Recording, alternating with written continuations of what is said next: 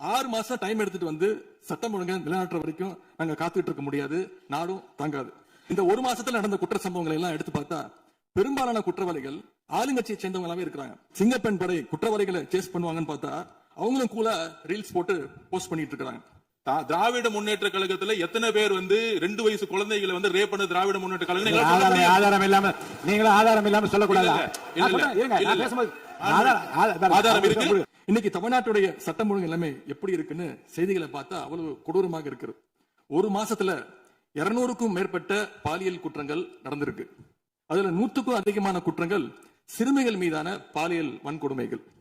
ஜனநாயக நடைமுறைக்கு எதிராக குழந்தைகளை பயன்படுத்தி பெரியவங்க கிட்ட வாக்கு கேட்டார் என்று இருக்கக்கூடிய முதலமைச்சர்.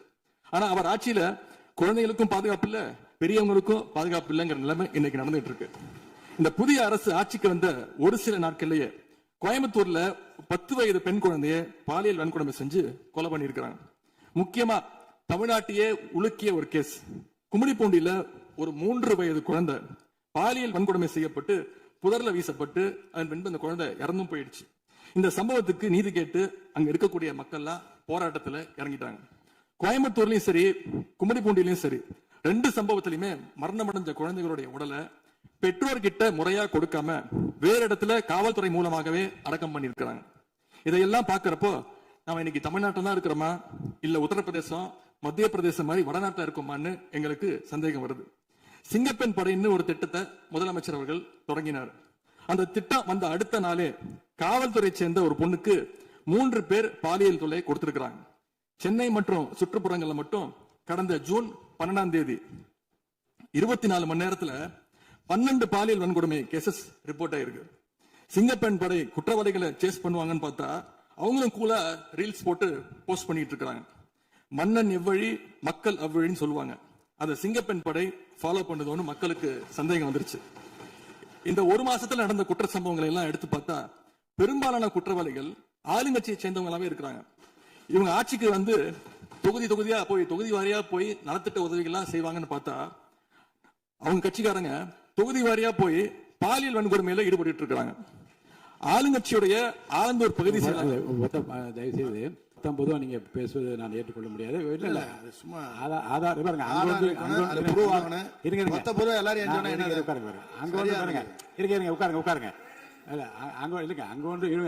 அங்கொன்றும் இங்கொன்றுமாக சில நிகழ்வுகள் நடந்திருந்து அதில் ஆளுங்கட்சி இருந்திருந்தால் கூட மாண்பு முதலமைச்சர் நடவடிக்கை எடுத்துருவ செய்தியில் வந்து கொண்டுதான் இருக்கு. நான் பத்திரிகைகளை பார்க்கிறேன். அதனால் குறிப்பிட்டு இந்த இடத்தில் இந்த கட்சிக்காரர் என்று நீங்கள் பெயர் குறிப்பிட்டு பேசினா அதை ஏற்றுக்கொள்வதை எனக்கு ஆட்சேபனை இல்லை. பொதுவாக பேசுவதை தவிர்க்க வேண்டுகிறேன்.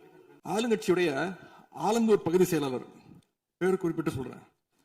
கணவரால் கைவிடப்பட்ட ஒரு பெண்ணுக்கு ஆலந்தூர் பகுதி செயலாளர் கணவரால் கைவிடப்பட்ட ஒரு பெண்ணுக்கு பண உதவி செய்யறேன்னு சொல்லி அவங்க பாலியல் ரீதியா துன்புறுத்த முயற்சி பண்ணியிருக்கிறார். சேலத்துல இன்னொரு பொள்ளாச்சி சம்பவம் மாதிரி ஆளுங்கட்சி ஆதரவாளரான மணிகண்டன் எனும் நபர் 50க்கும் அதிகமான பெண்களை பாலியல் வன்கொடுமைக்கு ஆளாக்கியிருக்கிறார். திருவாரூர்ல ஆளுங்கட்சியுடைய திருத்துறைப்பூண்டி ஒன்றிய செயலாளர் கல்லூரி மாணவியை ஈவ்டீசிங் பண்ணி இப்போ கம்பி எண்ணிட்டு இருக்கிறார். இது எல்லாத்துக்கும் மேல ஒரு கொடுமை, தூத்துக்குடியில ஆளுங்கட்சியை சேர்ந்த ஒரு அப்பாவி பெண்ணை 2 ஆளுங்கட்சி ஆட்கள் கார்ல அழைச்சிட்டு போய் மயக்க மருந்து கொடுத்து கூட்டு பாலியல் வன்கொடுமை கேங் ரேப் பண்ணிருக்காங்க.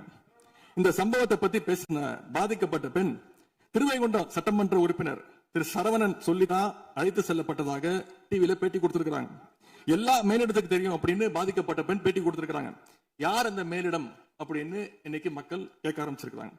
தனக்கு நேர்ந்த கொடுமையை ஆளுங்கட்சியுடைய அமைச்சர்கள் 2ஆம் கட்ட 3ஆம் கட்ட தலைவர்கள் கிட்ட சொன்னதாகவும் பாதிக்கப்பட்ட பெண் இன்னைக்கு சொல்லியிருக்கிறாங்க. ஆனா நடந்தது என்ன?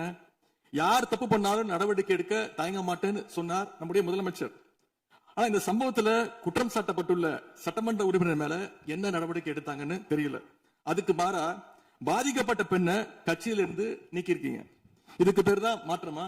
இதுக்கு பேர் தான் தூய சக்தியா அப்படின்னு மக்கள் கேட்கிறாங்க. முதலமைச்சர் அவர்களே, மாண்பு பேரவைத் தலைவர் அவர்களே, நம்முடைய முதலமைச்சர் அவர்கள் 6 மாசம் டைம் எடுத்துட்டு வந்து சட்டம் ஒழுங்கை நிலைநாட்டுற வரைக்கும் நாங்க காத்துட்டு இருக்க முடியாது, நாடும் தாங்காது. இதை பத்தி கேள்வி எழுப்பினா கூட காவல்துறைக்கு பொறுப்பு வைக்கக்கூடிய முதலமைச்சர் எதுவும் பேச மாட்டேங்கிறார். To remain silent in the face of evil is itself evil அப்படின்னு ஒரு பழமொழி உண்டு. அது யாருக்கு பொருந்ததோ இல்லையோ இந்த அரசுக்கு சரியாக பொருந்தது.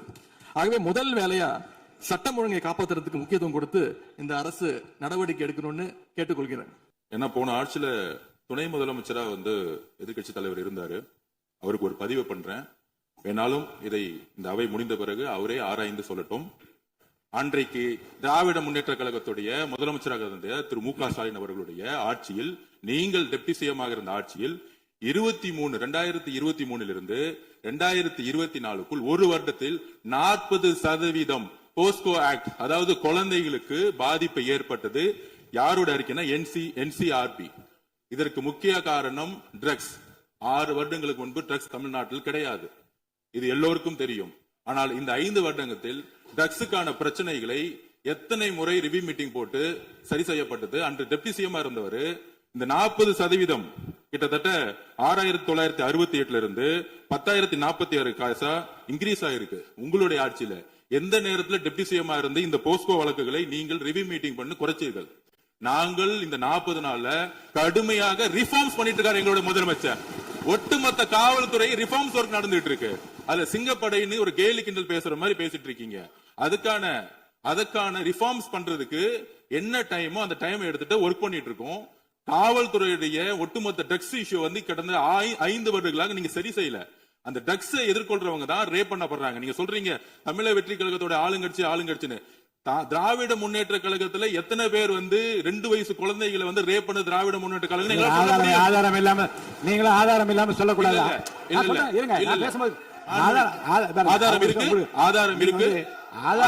பேரை சொல்லுங்க, ஊரை சொல்லுங்க, எந்த வழக்கு, போலீஸ் ஸ்டேஷன் சொல்லுங்க. ஆதாரம் நீங்க சொல்லக்கூடாது. பேரவைத் தலைவர்களே, ஆதாரத்தை நாளைக்கே நான் சப்மிட் பண்றேன். நாளைக்கே சப்மிட் பண்றோம். அதாவது நாங்கள் பதிவு பண்ணுது, நாங்கள் என்ன இல்ல நான் பேசி முடிச்சிடுறேன். நான் பேசி முடிச்சிடுறேன். நாங்க பேசி முடிச்சிடுறோம். அதுக்கப்புறம் கருத்து சொல்ல. அதாவது ஒரு கட்சியில நான் பேசி முடிச்சிடுறேன். ஒரு கட்சியில கோடான கோடி மெம்பர்ஸ் இருப்பாங்க. 1 கோடி பேர், அவங்க 2 கோடி பேர் சொல்லுவாங்க. நாங்க அது மாதிரி 1 கோடி பேர் 2 கோடி பேர் சொல்லுவோம். அதுல சில பேர் செய்யக்கூடிய தவறுகளை உடனடியாக கவனித்து வரும் பொழுது யார் யாரெல்லாம் தவறு உடனடியாக கைது செய்யப்பட்டிருக்காங்க. இது திமுக, அதிமுக மித்த கட்சி பிரச்சனைகள் கிடையாது. எந்த நபர் தவறு செய்தாலும் கட்சியின் அடிப்படையில் எந்த சட்டம் ஒழுங்கு கிடையாது. எங்களுடைய மாண்புமிகு முதலமைச்சருடைய தலைமையில் சட்டம் ஒழுங்கு நேர்மையான முறையில் மாற்றப்பட்டிருக்கு, கட்சிக்கு அப்பாற்பட்டு. இதை நாங்கள் பதிவு செய்கிறோம். அதனால மாண்புமிகு துணை முதலமைச்சர் அவர்கள் எந்த அளவுக்கு போஸ்கோ கேஸும் ட்ரக்ஸோட இஷ்யூஸும் 2021-26 அதிகமாகிறத உங்களுடைய ஆய்வை நீங்கள் மேற்கொள்ளுங்கள், எழுதி வைத்துக் கொள்ளுங்கள். 6 மாதத்துக்குள் சட்டம் ஒழுங்கு இந்தியாவில் எந்த அளவிற்கு ஒரு உதாரணமாக இருக்குமோ பெண் பாதுகாப்புக்கும் குழந்தைகள் பாதுகாப்புக்கும் ஒரு நேர்மையான ஆட்சியை எங்கள் தலைவர் கொடுப்பாருங்க. நாங்கள் பதிவு பண்றோம். மாண்புமிகு எதிர்க்கட்சி தலைவர் அவர்கள் ரிஃபார்ம் பண்ணிட்டு இருக்கீங்கன்னு சொல்றீங்க, பண்ணுங்க. தூத்துக்குடியில என்ன ஆக்ஷன் எடுத்திருக்கீங்க அதை மட்டும் தெரிஞ்சுக்க விரும்புறேன். தூத்துக்குடியில ஒரு இன்சிடென்ட் சொன்னல உங்களுடைய சட்டமன்ற உறுப்பினர், அதுக்கு மட்டும் கொஞ்சம் விளக்கம் கொடுத்தீங்கன்னா நல்லா இருக்கும். இந்த அரசின் முன்னாடி இவ்வளவு பிரச்சனைகள் இருக்கு, ஏகப்பட்ட பிரச்சனைகள் இருக்கு. இதையெல்லாம் தீர்க்க முயற்சி பண்ணாம அடுத்த கட்சி ஆட்களை இழுக்கிற வேலையை தான் நீங்க எல்லாம் முழுவீச்சில் செஞ்சுட்டு இருக்கீங்க. இந்த அரசின் மீதான நம்பிக்கை வாக்கெடுப்பின் போது நான் குறிப்பிட்டு சொன்னேன், புதுமையான ஆட்சின்னு சொன்னீங்க. கடைசியில புஷ்பா பட ஆட்சியை கொடுத்திருக்கீங்கன்னு குறிப்பிட்டு பேசியிருந்தேன். அந்த அளவுக்கு குதிரை பேரம் தொடர்ந்து நடந்துகிட்டு இருக்கு. அப்படி பேசின அப்புறமாவது நிறுத்தி தலைவர்களுக்கு இந்த குதிரை பேரம், கழுதை பேரம் என்பதை பற்றியெல்லாம் பேசுவதற்கு இடமல்ல. இது ஆதாரம் இல்லாமல் எந்த பேரத்தை பற்றி பேசுவதை நான் அனுமதிக்க முடியாது. அடுத்த நீங்க அடுத்த இதுக்கு போலாம். 3 சீட்டர் சோஃபா, 3 சீட்டர் சோஃபா இன்னைக்கு 5 சீட்டர் சோஃபாவா அப்கிரேட் பண்ணிருக்கீங்க. ஏற்கனவே சோஃபா அனுப்பி அடுத்த கட்சி எம்எல்ஏக்கெல்லாம் இழுத்துக்கிட்டு இருந்தீங்க. இன்ஸ்டா மார்ட்ல பொருட்களை வாங்குற மாதிரி இன்ஸ்டன்டா எம்எல்ஏக்களை வாங்கிட்டு இருக்கீங்க. வாங்கி ராஜினாமா செய்ய வச்சு விட்டு இருக்கீங்க.